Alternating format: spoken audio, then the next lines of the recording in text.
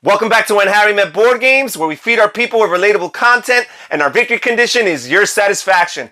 I'm Harry, and today we continue our People's Choice Top 100 Board Games of all time. I surveyed over 3,100 people on Instagram's board game community. I compiled all that data, asking people for their absolutely 5 favorite board games of all time, and made this Top 100 list. And today we're going to continue with numbers 80 through 71, so let's get straight to it.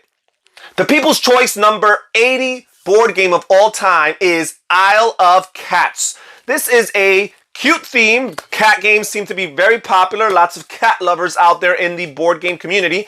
But also, this is another one of those popular polyomino shaped tile placement games. In this game, players are all traveling to the Isle of Cats in order to rescue as much cats as possible before the evil Lord Vesh arrives. The cats are actually represented by the different polyomino shaped tiles, and all of the cats belong to different families, and you have to try your best to keep those families together as you're placing those tiles on your individual board. There's also opportunities to find treasures, explore the land by drafting cards, and study for ancient lessons. The interesting thing about the lessons is that they're almost like mission cards, if you will, that allow players to score in different ways. And the game comes with 38 unique lessons. This game is currently ranked on BGG as high as number 108, so it's a little bit higher on the People's Choice list than it is on BGG. I'd like to give a shout out to all the people who ranked this game number 1 on their personal list. We have Gwen.game, we have Jelby Plays Games, and we have Board Game Becky and Plumble4. These people have ranked this game number 1 all time, but on the People's Choice, it's ranked number 80. The People's Choice number 79 board game of all time is Champions of Midgard. This is another popular Norse mythology, Viking game that players seem to love. This game is a dice placement, worker placement style game. It's a hybrid of sorts where it combines Euro mechanisms and some Ameritrash into one complete product. Players are rolling their dice, they're placing said dice on different spots to trigger different actions, they're competing and combating against epic creatures, they're collecting resources, they're recruiting warriors, they're going on journeys, and all with the goal of gaining glory. Now, lots of people vouch not only for this game, but in particular for the 2 expansions that this game has put out that enhance the gameplay as far as most people are concerned. This game currently ranks on BGG at 101, so it's just been pushed out of the top 100 where it had sat for a while. Now, I'd like to give a shout out to some of the people who ranked this game as their overall number 1. We have Schlager_Christina, we have Cesar Arguer, and we have Meeple_Grande_Gamer_Geeks. These folks have all ranked Champions of Midgard as their number 1 board game of all time. On the People's Choice, it's number 79. The People's Choice number 78 board game of all time is Too Many Bones. This is another of many popular fantasy-themed adventure RPG-like board games. In particular, this is a game that, as the title indicates, includes too many bones, lots of dice. This is a dice-building RPG, if you will. This is a cooperative game for 1 through 4 players, so you can play it on your own or you can grab a few buddies and go questing together. This game comes with over 100 unique skill dice and 4 to 7 different classes that the players can choose from for their characters. Now, this game currently on BGG is ranked at number 49, so it's considerably higher in that platform than it is on the People's Choice list. However, it's still ranked pretty high here at 78. We have some shout outs for the people who've ranked this game number 1. We have Ornetto Meeple, we have BoardGames.Joel, we have Brettspiel_podcast, and we have Solo Beer Gamer. These people have all ranked Too Many Bones as their number 1 of all time. On the People's Choice, it's number 78. The People's Choice number 77 board game of all time is On Mars, designed by Vital Lacerda. This is the latest and greatest production from Vital Lacerda that people are clamoring over, that people are very excited about. This is also one of many games with this theme of exploring Mars and terraforming the red planet in order to make it habitable. As with many of these games, you have some area influence, you obviously have some exploration going on, some city building, and it has a strong economic feel to this game. The goal of the game for all players is to develop a self-sustaining colony that's independent from planet Earth and can survive on its own. You will need to produce the necessary water, air, power, and food in order for this to happen. This game is ranked very highly on BGG. It's ranked number 63, but as you can see, it's somewhat comparable. We have it here at number 77, so it's not too much of a difference. I'd like to give a shout out to some of the people who have ranked this game as their #1 game of all time. We have Chris_Stone Digger. We have Day_Board Games. That's Day DE, and in particular, it's Elf from Day_Board Games. We have Chonky Games. We have D6_Apparel, and we have Falash. These people have all ranked this game as their #1 game of all time. However, on the People's Choice, it's ranked number 77. The People's Choice number 76 board game of all time is Caverna, designed by Uwe Rosenberg and published by Lookout Games. This, for many people, is considered to be Agricola 2.0, and there is a great debate out there in the hobby as to which game is better. This game does have lots of differences from Agricola. Yes, you have lots of the animal breeding, and you have the planting and growing of crops. You have the growth of your family and the expansion of your living quarters. However, in this game, players are taking on the role of fantastical dwarves who are building their living quarters within caves, right? Caverna, as it indicates. Also, they're exploring the forest in order to establish their farms and fields to plant crops and reap things, and also to accommodate pastures in order to place their animals in there as well. The big divide in the hobby is whether or not this game is better than Agricola, and lots of people like one in total opposition and exclusion to the other. I personally do enjoy both, and I will give a little bit of a spoiler, and that its mother or parent game, Agricola, does rank higher on this list. But Caverna in the BGG rankings is currently ranked number 30. I'd like to give a shout out to some of the people who have ranked this game as their #1 game of all time. We have Viviludi_Board Games. We have Tricksters.club. We have Prometheus.games. We have This is Room 51. And we have Until_May_plays. These people have chosen this game as the greatest of all time, but on the People's Choice overall top 100, this game is ranked number 76. Hey guys, if you're enjoying this video, how about you take a second to click on the like button down below and subscribe to our channel while you're at it. I'm really not the type to beg though. Please. Please.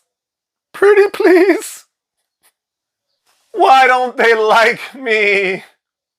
The People's Choice number 75 board game of all time is Eclipse. In particular, Second Dawn for the Galaxy, the second edition of Eclipse. Eclipse is another very popular science fiction, space exploration theme, kind of like a space opera in the vein of Twilight Imperium, which perhaps might be mentioned later on in this list.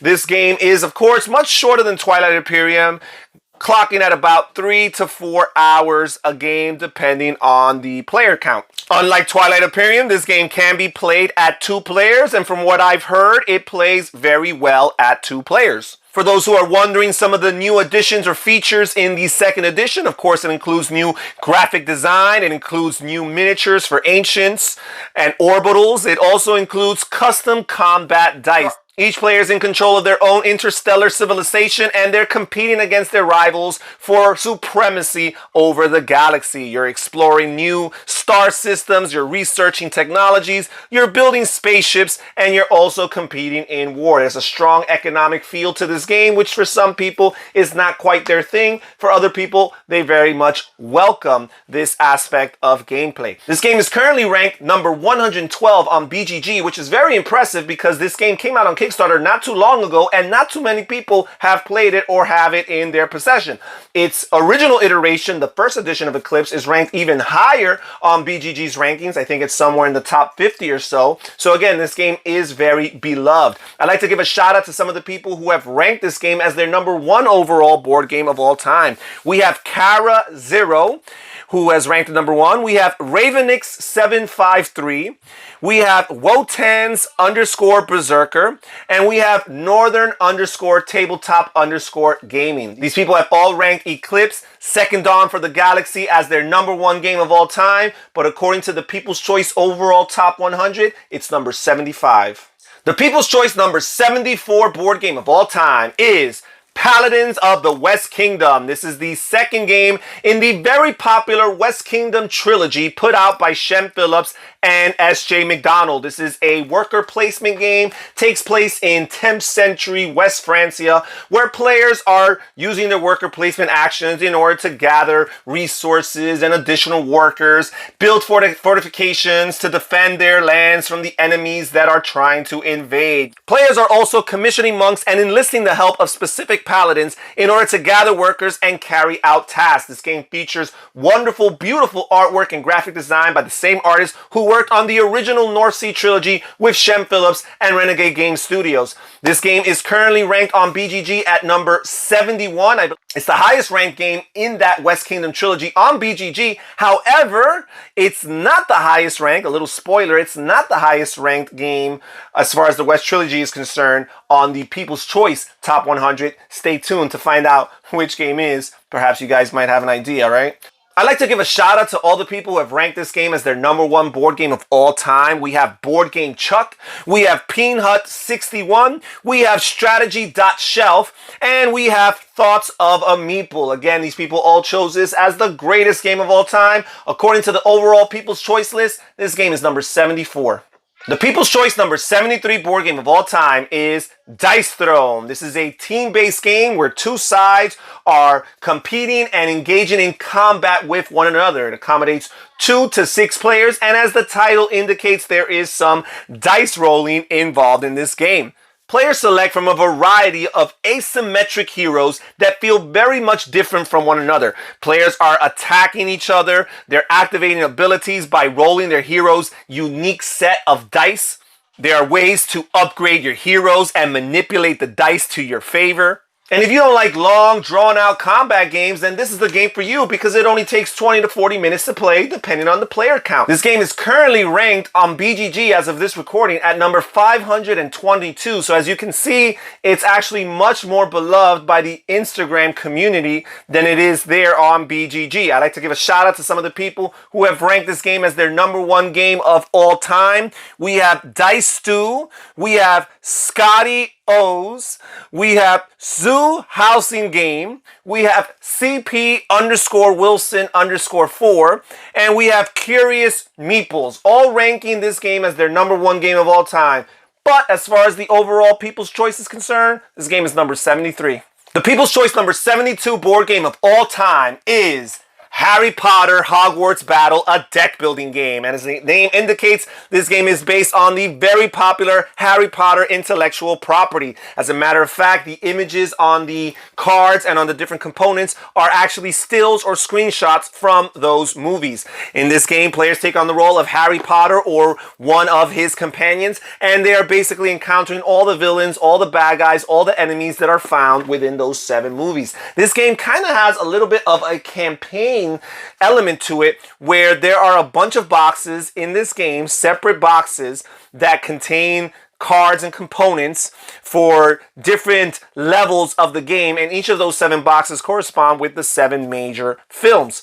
And as the game progresses, as you want to intensify and increase the difficulty, you add cards from box 2 to box 1 to make a fuller game, and so on and so forth. And by the time you get to box 7, you have a very complete Harry Potter experience with all these different characters, all these different allies, and all these different enemies for you to combat. As far as BGG is concerned, this game is currently ranked at number 290. So again, it is not as popular on BGG as it is on the IG community. I'd like to give a shout out to some of the people who have ranked this game as their number 1 game of all time. We have Board_Appalooza. We have Mr_Pimp Renell, we have Jen.Rain, and we have Madip.Games. Again, these people have all ranked this game as their number 1 game of all time, but as far as the People's Choice ranks is concerned, this game is number 72.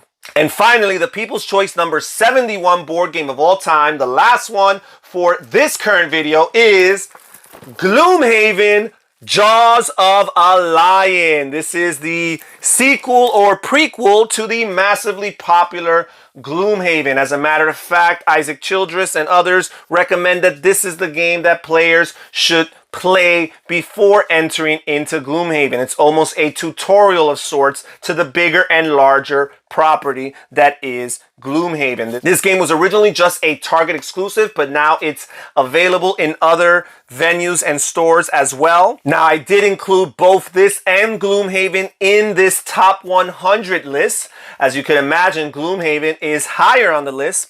But the reason why I did that is because lots of people actually had both Gloomhaven and Jaws of a Lion on their list, and this game was getting lots of votes individually on its own. Now, this game is currently ranked number 6 on BGG's rankings, so this game is climbing up the rankings, and for all we know, it might eventually overtake Gloomhaven, which currently has the number 1 spot. All these years, people have been waiting for Gloomhaven to be dethroned, and it seems like it might just be dethroned by itself.